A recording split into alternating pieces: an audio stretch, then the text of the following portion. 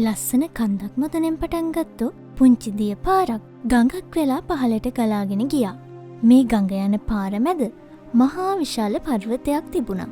පර්වතේ ගඟට ඉස්සරහින් හිටගෙන ගඟේ ගමන නැවැත්තුවා. උඹ වගේ පුංචි දිය පහරකට මාව පහු කරන් යන්න බෑ. පර්වතය අභියෝග කළා. ගඟේ වතුර ටික නතර වුණේ නැහැ. පර්වතේ හැප්පිලා ආපහු හැරුණෙත් නැහැ. ගඟ කලේ බොහෝම ඉවසීමෙන් පර්වතේ වටෙන් යන්න පාරක් හදාගත්ත එක.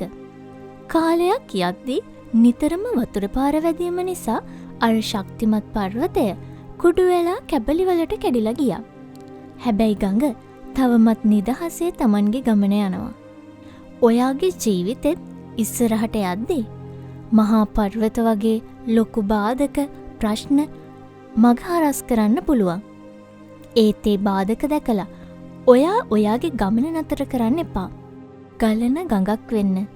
ඉවසීමෙන් සහ උත්සාහයෙන් බාධක වටෙන් හොයන්න පාරක් හදාගන්න. දවසක බාධක නැති වෙලා අනිවාර්යෙන්ම ඔයාට දිනන්න පුළුවන් වෙනවා.